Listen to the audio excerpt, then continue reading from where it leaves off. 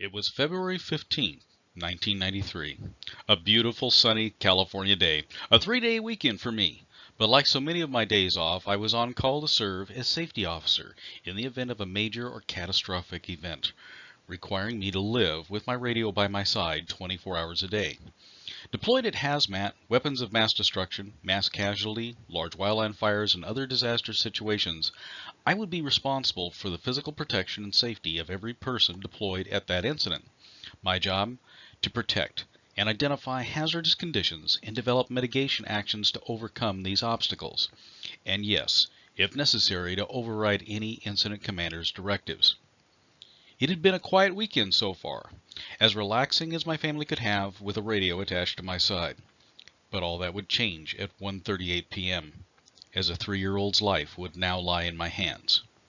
I'm Jeff Alvich, and this is my story. But in our first story, video plays an even more important role. It actually comes to the rescue of a small boy trapped deep inside an abandoned well. What's the problem? The kid, my kid is on the big hole. He's in a hole? Yes. Engine 1, Public Assist, RD-10, 900 North Burke, cross of Race. RD-10, 900 North Burke, cross of Race. The female reporting her 3-year-old child has fallen into a hole in the backyard, unable to get out. 81 copy, responding. Engine 1. We have a child down, probably 20, 25 feet down there to a well. Engine 3. Contact train officer Alvich. Frank Charles 11 at his residence. Have him respond out there. Frank Charles 11 responding. Frank Charles 11 responding. The address will be 900 North Burke, cross of Race. Child has fallen into a 20 to 25 foot hole. Copy. Frank Charles 11, engine 1. Go ahead, engine 1. Think we ought to get a backhoe started? Stand by off the ground, secure. See if you can drop an auction line down to the child, making sure the line's about 12 to 14 inches below the child's head. That will reduce the buildup of carbon monoxide around the child, stabilize the area, and we'll be there in a few. We're talking 20 or 25 feet down. Copy. If necessary, utilize a garden hose or anything necessary to get oxygen down there. Experts in confined space, subterranean rescue were watching this and shocked to discover we used oxygen in lieu of conventional positive pressure ventilation equipment. Although commonplace today, no local or state agency in the region possessed confined space ventilation equipment at the time. I relied upon a very old protocol developed by the Mine Safety Administration for mine rescue, as seen in this document published by the Office of Emergency Services. Our biggest concern at that point was, where is the child at? How far down is he? And is he going to slip farther? So the big thing was to get some type of a lifeline rope down to him to where he could grab onto. The first thing that came to my mind was to use basically a Hangman's noose.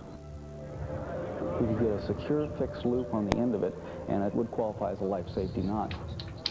And sure enough, we sent it down. The child did have a hold of it, but the problem was we didn't know whether he actually had a hold with his hand or if it was actually around his wrist. I think we had every type of light to medium digging equipment known to man at that incident, which was somewhat overwhelming. We made the decision at that point to utilize a video camera, lower it down into the hole on, and bring it back up and view the videotape. According to local experts, these wells go from 150 to 200 feet deep. This particular camera setup digitally indicated on the screen how deep we were actually going and traveling. One of the other things we had consideration of was hypothermia setting in. We estimated the child to be about 30 feet down. When you get 30, 40, 50 feet below surface, you're getting into the water table. That ground's cold. The operator could adjust the intensity of the light, which was really great, not only for lighting purposes, but it could provide heat for the child also. The camera eliminated a lot of questions in our minds real fast. It allowed us to look at the well casing for stability and security of the seams and the general structure. When we stopped the camera at 25 feet, I just kept thinking, boy, how in the world did he get down here and how are we going to get him out now? My heart sank. The thing that was so difficult was that he went into a slump and would not respond. Just lift up a little bit, I'll pull the camera up a little bit, and that's what we did. I just raised the camera up 2 feet and they pulled him up 2 feet. I was thinking, God, just keep coming, we got you now, and don't come off that strap.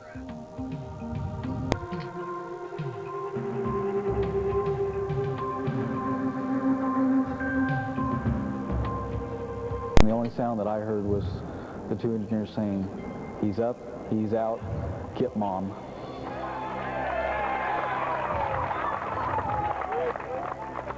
I was just hugging him, saying it's all right, it's over, it's over. Let him through! When I knew it was over, it was as if I had just got through running a 100-mile marathon, and it was time to sit down and rest.